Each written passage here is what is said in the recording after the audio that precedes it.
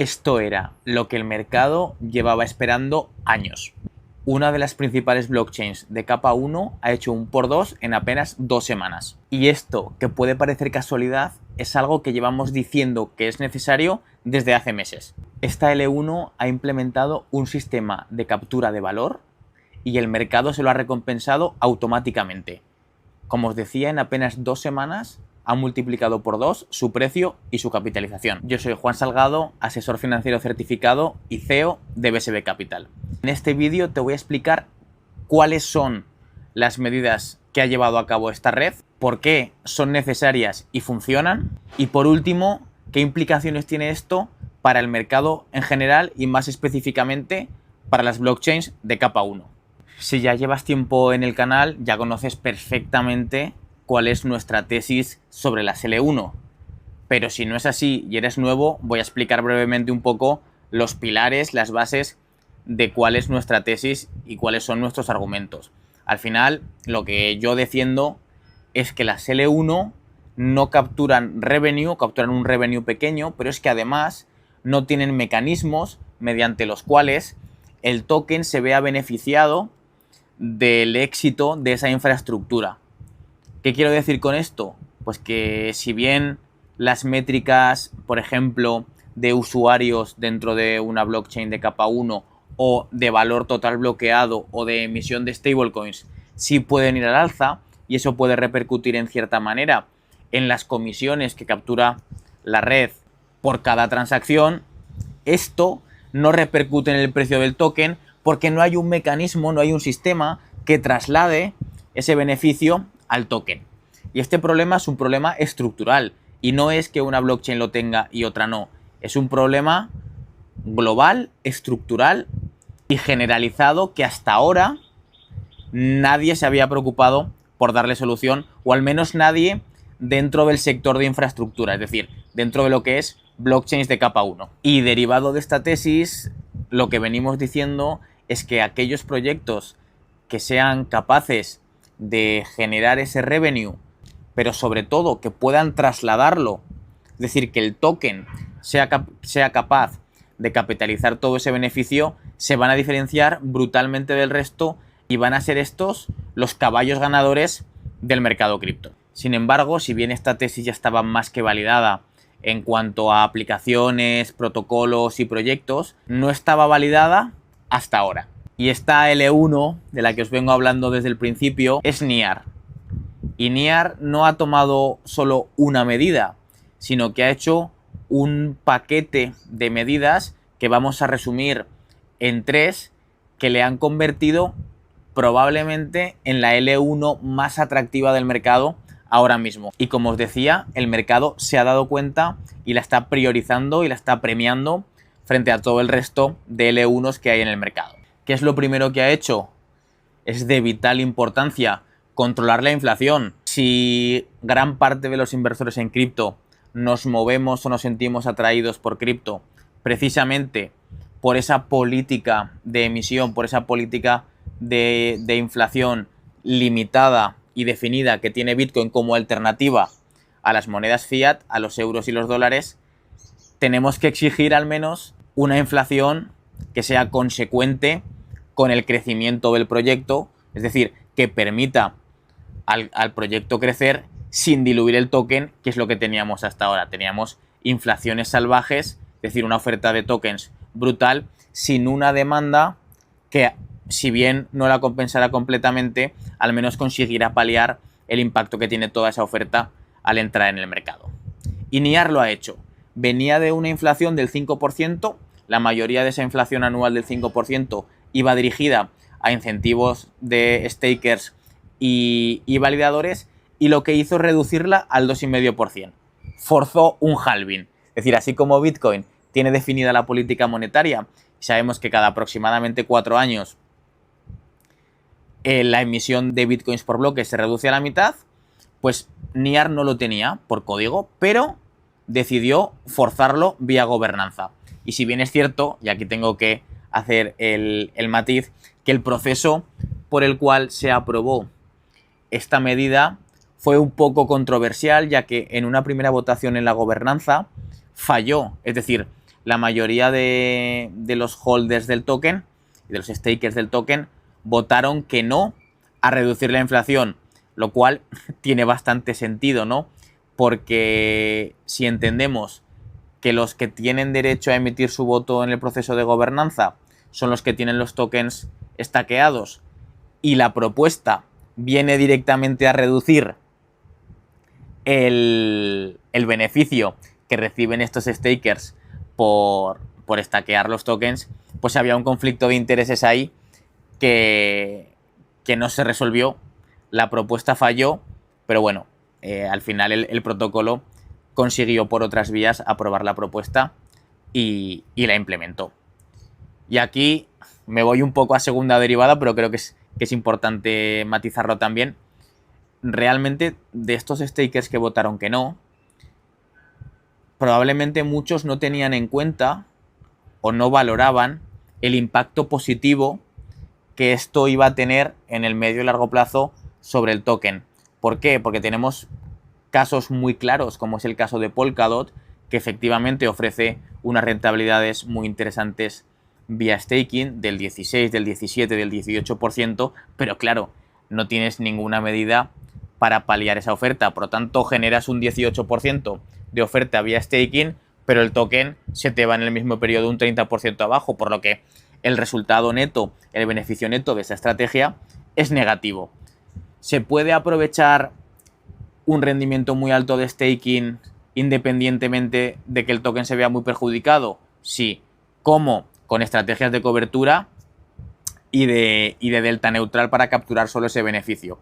Pero no es el caso. Nada, simplemente matiz, simplemente para profundizar un poco en la interacción de incentivos y cómo esto se tradujo en un rechazo en primera instancia de una propuesta que con el tiempo se ha visto que era muy positiva. Segundo punto es que paralelo a su infraestructura, a su negocio principal, que es la blockchain de Near, ha desarrollado una segunda línea de negocio, por supuesto, aprovechando la tecnología que ya ha desarrollado, que le permite generar un revenue extra por encima de las L1s, porque como os decía al principio, mi tesis sobre las L1s no es solamente, y eso es obvio, que los tokens no tienen la capacidad de capturar valor, sino que la generación de ese valor, es decir, el beneficio que generan las blockchains por defecto, es relativamente bajo, es mucho menos rentable que otro tipo de proyectos dentro del sector. Entonces Near, reduce la inflación y ahora lanza una segunda vía de negocio, por supuesto aprovechando todo el conocimiento, todo el knowledge que ya tenía y su propia infraestructura y su propia tecnología, para lanzar un producto nuevo que se llama Intense. Y básicamente lo que permite, tampoco quiero profundizar mucho en la parte técnica, porque no es el core o no quiero que sea el core de este vídeo, pero para que os hagáis una idea, lo que permite es realizar swaps entre diferentes blockchains, ¿vale? ¿Cómo funciona? Pues a través de su propia tecnología, tú puedes emitir tu intención, de ahí lo de intents, de realizar un swap, por ejemplo, vender un Bitcoin y que me lo mandes en Ethereum a la red de Arbitrum. Tú lanzas esa propuesta y hay una red descentralizada de operadores que por subasta aceptan esa transacción y la ejecutan.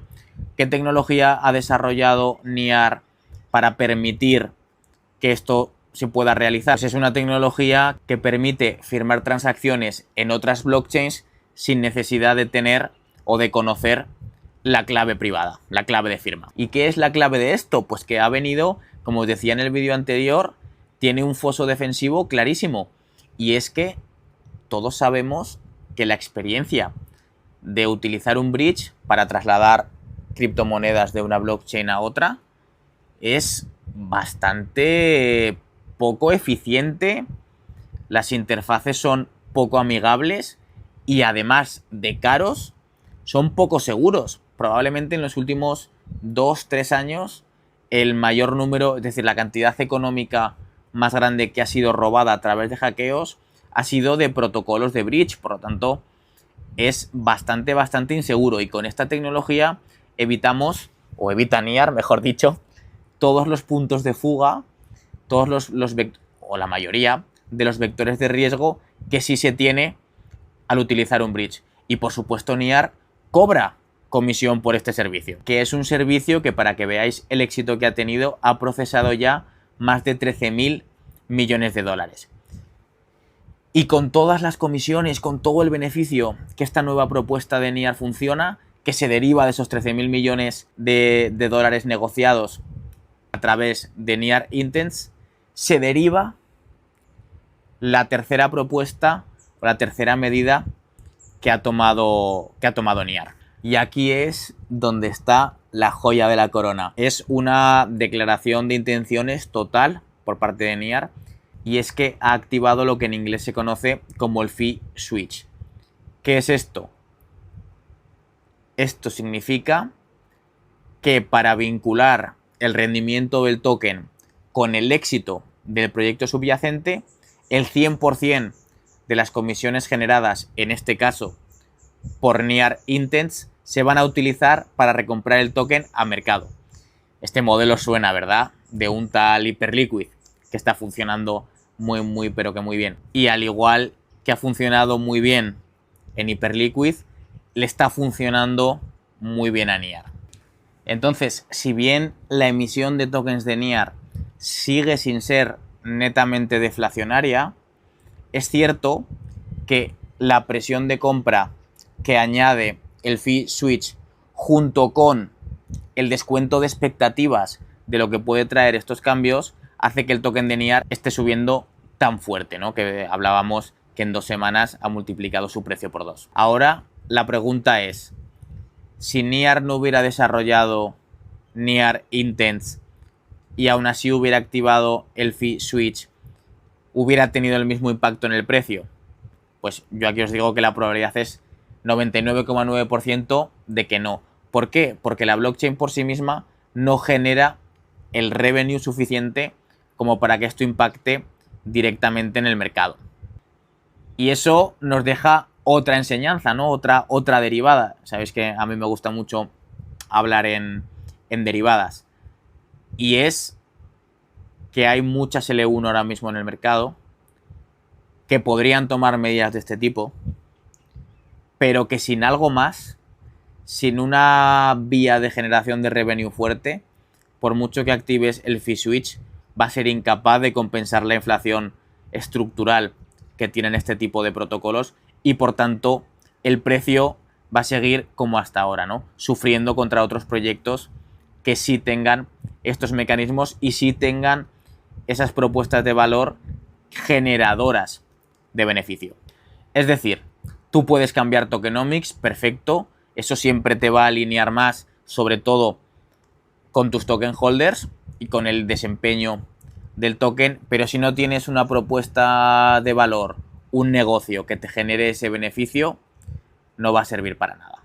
O al menos no se va a repercutir en el precio, que al final es lo que nos interesa a nosotros, ¿no? Intentar ver a través de estos cambios qué proyectos, qué tokens podemos incluir en cartera o qué tokens, desde luego, no merece la pena considerarlos como inversión.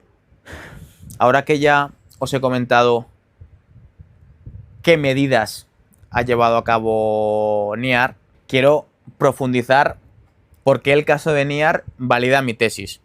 Y es que yo llevo mucho tiempo defendiendo que sin una generación de beneficios y sin una vinculación del token con el éxito del proyecto que defienda o que otorgue de alguna manera derechos económicos a los token holders sobre la actividad subyacente, era muy difícil justificar la valoración del 99,9% de los criptoactivos que hay ahora mismo en el mercado. Pero este problema se agravaba más, se hacía más latente, específicamente en el caso de las L1. ¿Por qué? Son los proyectos de L1, los proyectos de infraestructura, de blockchains de capa 1, los que históricamente alcanzaban valoraciones más altas y, por tanto, múltiplos de valoración con respecto a las comisiones o al revenue generado mucho más altas. ¿Y por qué pasaba esto?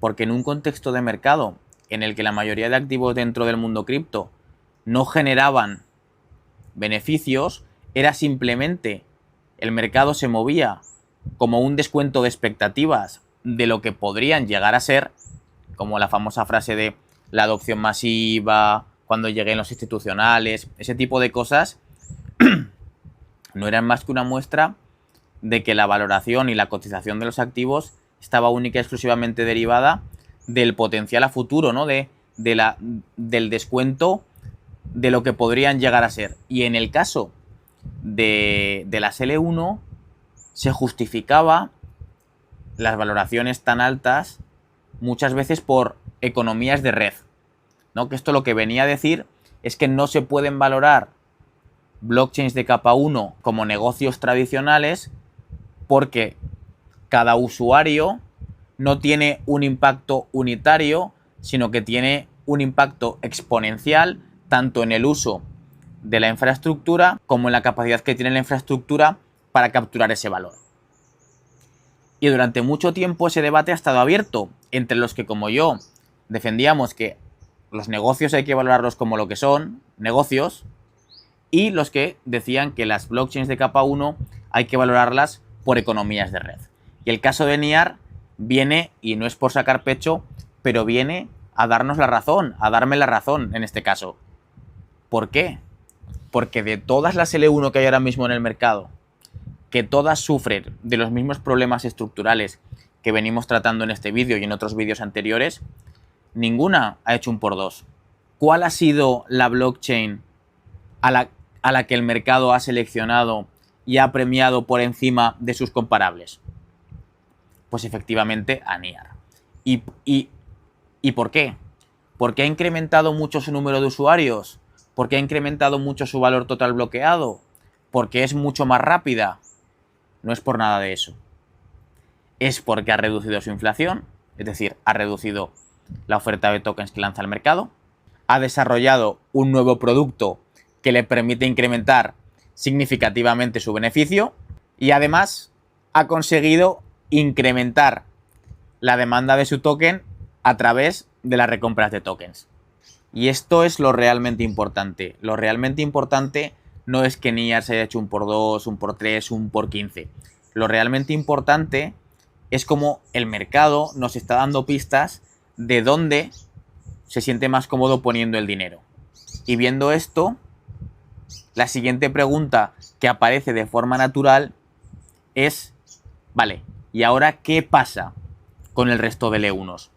Ya sabemos que NIAR lo ha hecho genial, el mercado lo está premiando, pero el resto de L1s no mueven ficha. ¿Qué pasa con ellas? Pues venga, vamos a ello. Lo primero que va a pasar es que ahora los criterios ya han cambiado. Es decir, esto va a perjudicar significativamente a todo el resto de L1s, ya no solo a nivel de mercado, sino que sus propios holders o sus propios inversores van a empezar a hacerse preguntas, ¿no? Van a empezar a presionar a estas L1s para que implementen estos cambios. Tío, si esto está funcionando, lo estamos viendo, el mercado está premiando esto,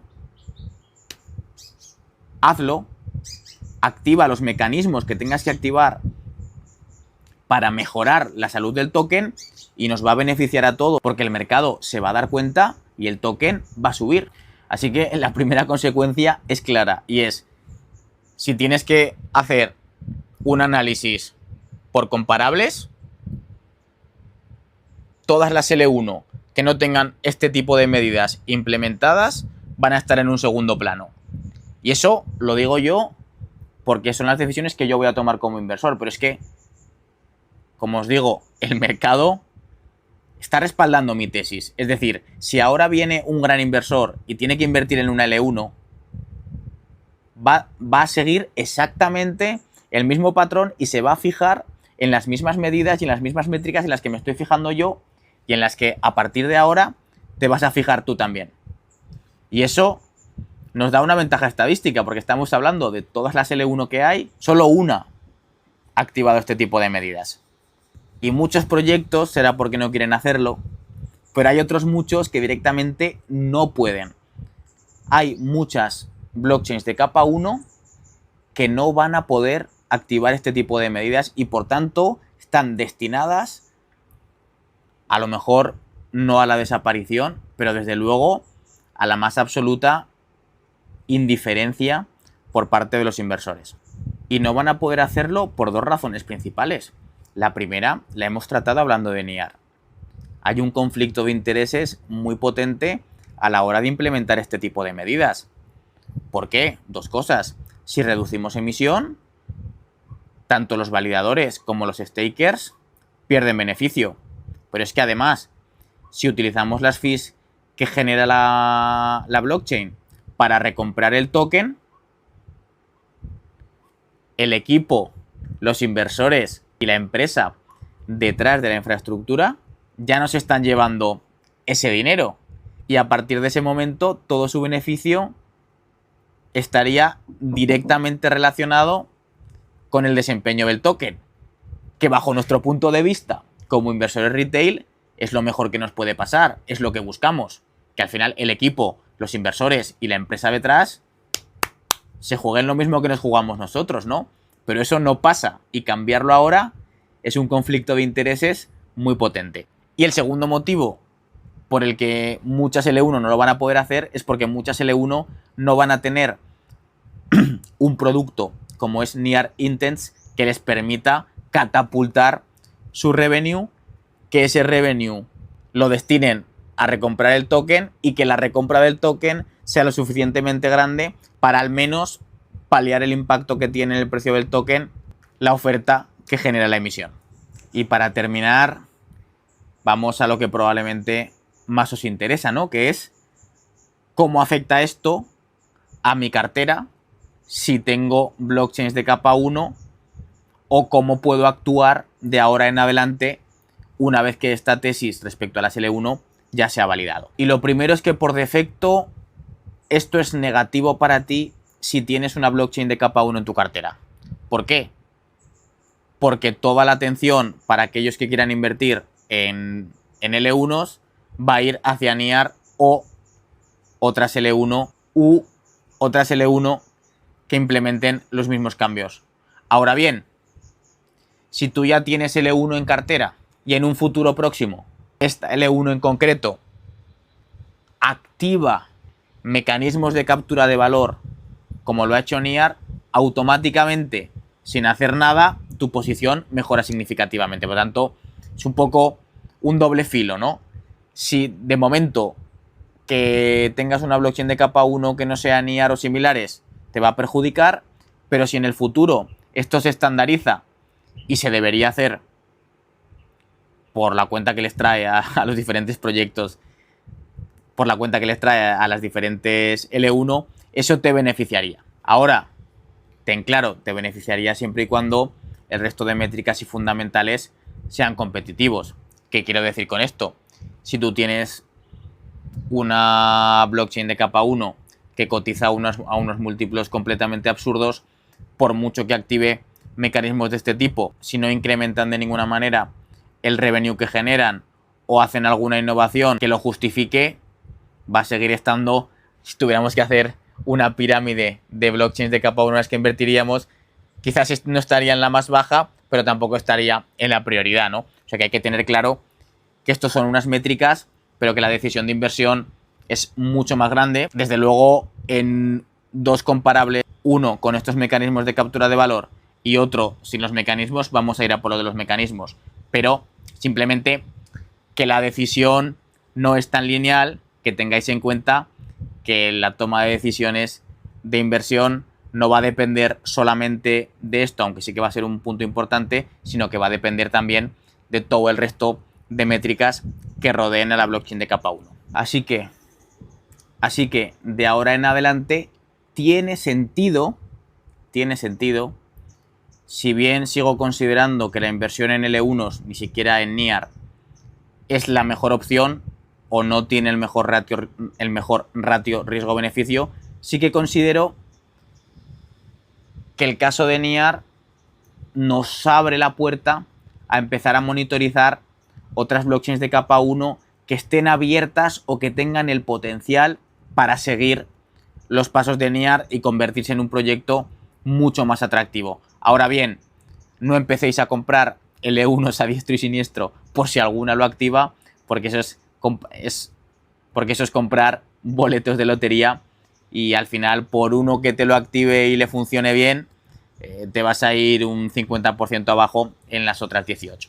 Así que como resumen, para terminar, el caso de NIAR respalda nuestra tesis sobre las L1 y la captura de valor. También implica que si las L1 ya estaban en una situación comprometida a la hora de ser atractivas para invertir, el hecho de que NIAR tome estas medidas la relega todavía más a todas aquellas que no lo implementen.